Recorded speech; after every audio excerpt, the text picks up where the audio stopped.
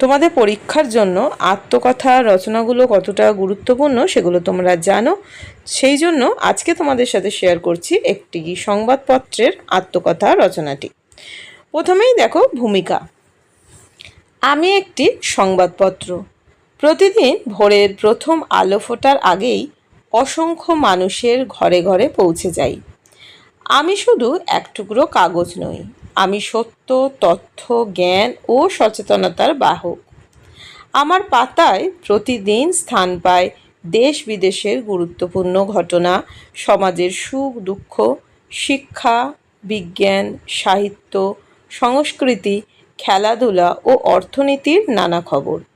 মানুষের সঙ্গে বিশ্বের যোগসূত্র স্থাপন করাই আমার প্রধান কাজ।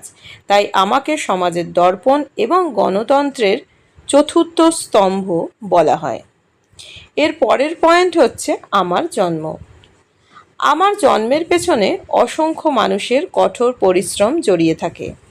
দেশের বিভিন্ন প্রান্তে এবং বিদেশে থাকা সাংবাদিকরা দিনরাত পরিশ্রম করে সত্য সংবাদ সংগ্রহ করেন। এরপর সম্পাদক ও তার সহকর্মীরা প্রতিটি তথ্য যাচাই বাছাই করে সংবাদ নির্বাচন করেন। সংবাদগুলিকে গুরুত্ব অনুযায়ী সাজিয়ে শিরোনাম ও ছবি সংযুক্ত করা হয়। সবশেষে আধুনিক মুদ্রণ যন্ত্রে আমাকে হাজার হাজার কপিতে ছাপানো হয়। তারপরে কি লিখেছি দেখো। রাত শেষ হওয়ার আগেই পরিবেশক ও হকাররা আমাকে বিভিন্ন শহর, গ্রাম ও মহল্লায় পৌঁছে দেওয়ার জন্য বেরিয়ে পড়েন। সূর্য ওঠার আগেই আমি পাঠকের দরজায় পৌঁছে যাই। প্রতিদিন নতুন রূপে মানুষের সামনে উপস্থিত হওয়াই আমার জীবনের নিয়ম। এরপরে নেক্সট পয়েন্ট কি করেছি সেটা চলো দেখে নেওয়া যাক। এর পরের পয়েন্ট হচ্ছে আমার পরিচয়। আমি দৈনিক, সাপ্তাহিক, পাক্ষিক ও মাসিক বিভিন্ন রূপে প্রকাশিত হই। বাংলা, ইংরেজি এবং অন্যান্য ভাষায় আমার প্রকাশ ঘটে। প্রতিটি সংবাদপত্রের নিজস্ব নীতি ও সম্পাদকীয় দৃষ্টিভঙ্গি থাকলেও আমাদের মূল উদ্দেশ্য একটাই, সঠিক, নির্ভুল ও নিরপেক্ষ সংবাদ মানুষের কাছে পৌঁছে দেয়া।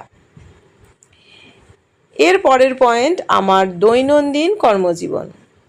প্রতিদিন আমার পাতায় স্থান পায় জাতীয় ও আন্তর্জাতিক সংবাদ, রাজনীতি, অর্থনীতি, শিক্ষা, বিজ্ঞান, স্বাস্থ্য, কৃষি, পরিবেশ, সাহিত্য, সংস্কৃতি ও খেলাধুলার খবর। সম্পাদকীয় পাতায় সমাজের গুরুত্বপূর্ণ বিষয় নিয়ে বিশ্লেষণধর্মী আলোচনা প্রকাশিত হয়।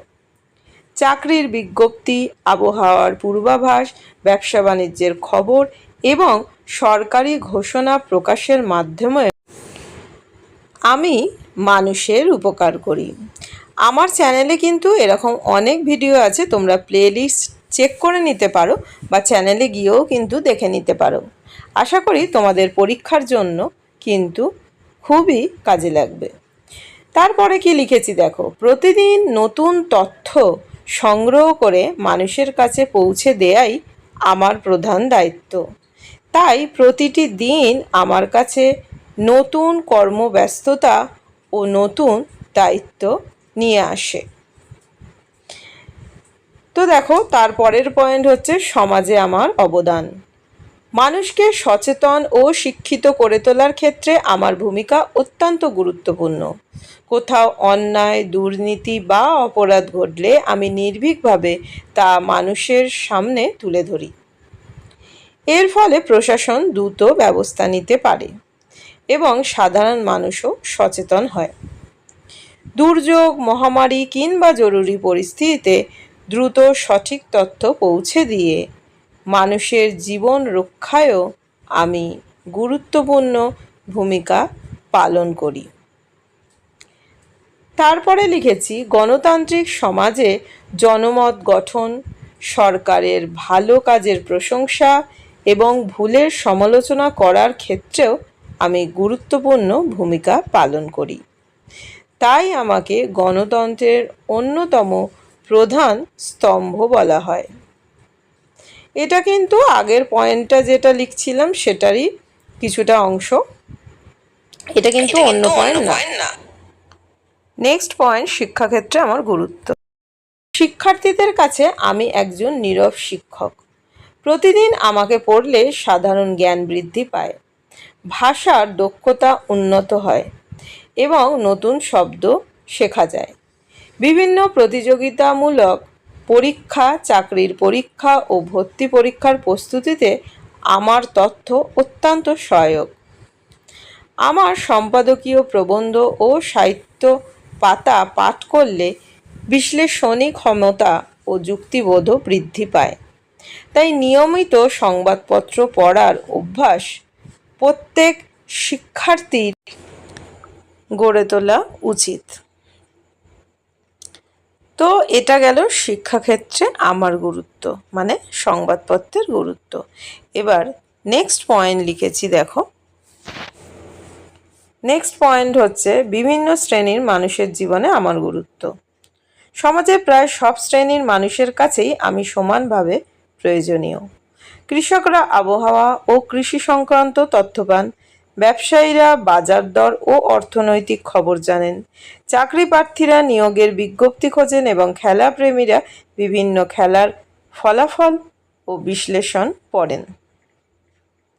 কেননা আমরা দেখো যে যেটাতে বেশি ইন্টারেস্ট সেইটাই কিন্তু আমরা আগে নিউজ পেপারে সার্চ করি। তারপরে লিখেছি সাহিত্যপ্রেমীরা গল্প, কবিতা ও প্রবন্ধ উপভোগ করেন। শিশুদের জন্য আমার বিশেষ বিভাগ থাকে।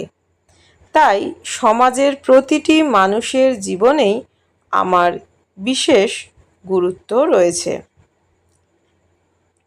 এক্ষেত্রে একটা কথা বলি, আমি এইভাবে পয়েন্ট করে ভাগ ভাগ করেছি যাতে তোমাদের বুঝতে সুবিধা হয়। কারোর যদি অসুবিধা হয় তোমরা কিন্তু প্যারা করেও লিখতে পারো।